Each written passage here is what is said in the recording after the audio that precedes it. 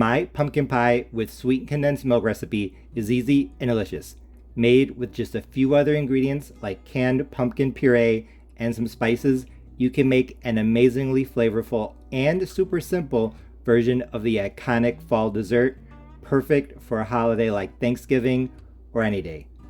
Let's go over the ingredients. For a 9-inch pie, you will need one 15-ounce can of pure pumpkin puree, not pie filling, one 14-ounce can of sweetened condensed milk, 1 tablespoon of cornstarch, 2 teaspoons of pumpkin pie spice, or like what I'm using, 1 teaspoon of cinnamon, half a teaspoon of ginger, a 1/4 teaspoon of nutmeg, and a 1/4 teaspoon of cloves, 1 teaspoon of vanilla, and 1/8 of a teaspoon of salt, and to finish out the filling, 3 large eggs. As you can see, I have a 9-inch pie shell off to the side. You can use store-bought or your own recipe. I am using homemade, and as you can see, it is raw, so it is not par-baked or pre-cooked. My oven is already preheated to 350 degrees Fahrenheit, so now that I have all my ingredients, I can get started. Like I said, it's super simple. All we have to do is mix together the ingredients for the filling, pour them into the unbaked pie shell, and then put it in the oven. So I'm going to go ahead and start with the pumpkin puree. Like I said, this is 15 ounces of pure pumpkin puree, not the pie filling. And now for the sweetened condensed milk. Like I said, 14 ounces. And now for the 1 tablespoon of cornstarch. This is just to help make sure that the filling sets properly. It's not super watery.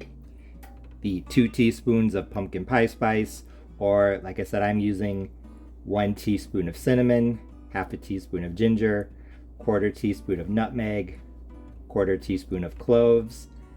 I'm just rubbing it between my fingers just to release some of the oils. Or if all you have is cinnamon, you could also do just 2 teaspoons of cinnamon. That works. A teaspoon of vanilla, and 1/8 of a teaspoon of salt. And now before I add the eggs, I'm just going to give it a quick stir. Then I'm going to taste it. See if I want to adjust the seasoning or add anything else. I'm doing this before I add the eggs because I don't want to have to try something that has raw eggs in it. Now I'm going to give it a try. It's fantastic. I really like the way that it is spiced and flavored. So now I'm just going to add the eggs. 3 large eggs. And you can do this by hand, but I'm going to use a handheld electric mixer. And I'm just going to blend until combined and whip a little bit of air into the filling. As you can see, the filling is now well combined. So now I'm just going to pour it into the pie crust.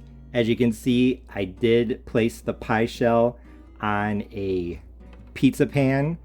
You don't have to, but I recommend placing it on a baking sheet or pizza pan, something like this, just so that it's easier to take in and out of the oven. So once you're done pouring the filling into the unbaked pie shell, put this into a 350 degree oven and bake it uncovered. I'll let you know for how long.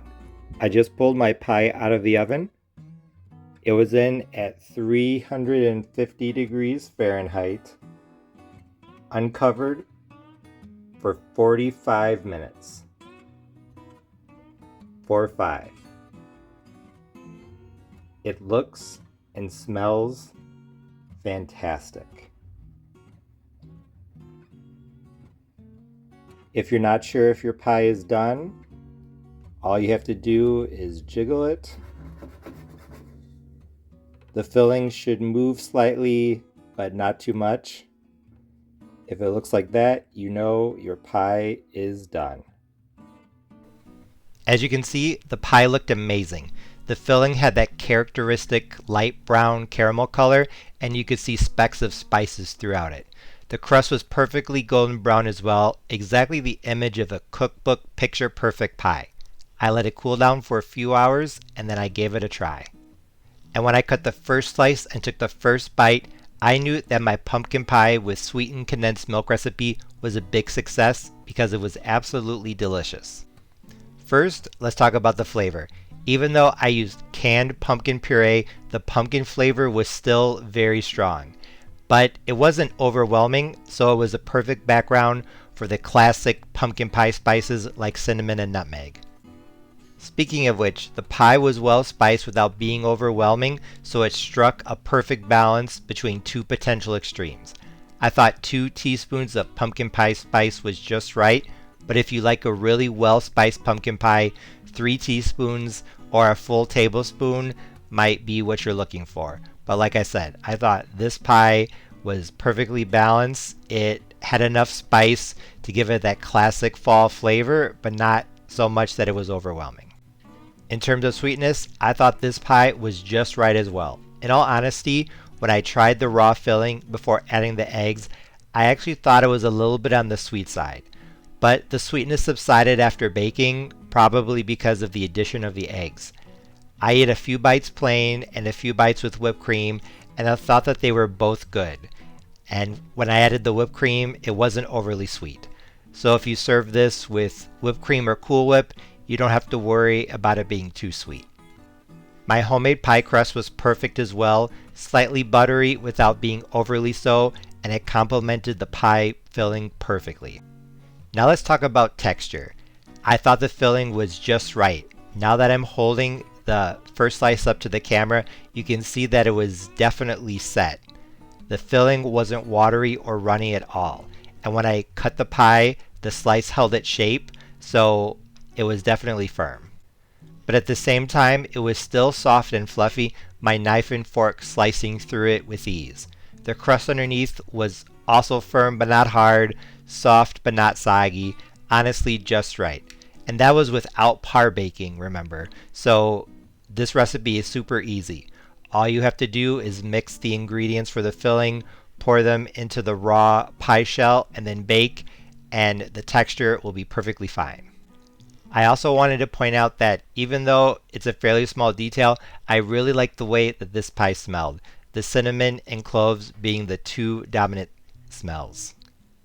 My kitchen definitely smelled like fall, so if you're looking for a fall dessert that tastes like fall, looks like fall, and smells like fall, this would be a good one.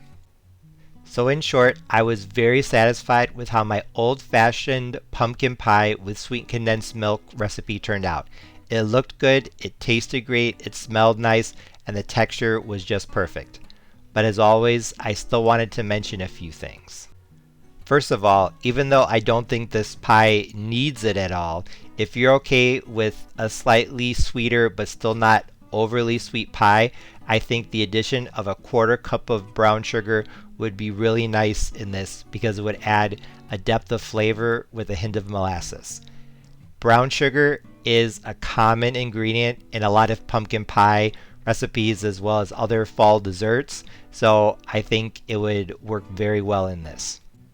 Secondly, going back to the spices for a minute, I still think that 2 teaspoons of pumpkin pie spice is perfect for this recipe, but if you don't have that and you only have cinnamon, I think you could do 2 teaspoons of just cinnamon. Even though there are other spices in pumpkin pie spice, cinnamon is the dominant flavor, so if you don't want to buy pumpkin pie spice or other spices just for this pie, I definitely think you could get away with just 2 teaspoons of cinnamon. And lastly, I do think you could use fresh pumpkin in this recipe. I would use 1 cup of pureed oven roasted pumpkin. Other than that, for more specifics, I'll have to actually try the recipe, so to be continued. But those comments aside, I still think this is one of the best pumpkin pie with sweetened condensed milk recipes on the internet. This fall dessert would be perfect for a Thanksgiving or Christmas table, or even Easter, Mother's Day, or any day. If you try this, I know you'll like it. As always, thanks for watching. See you next time.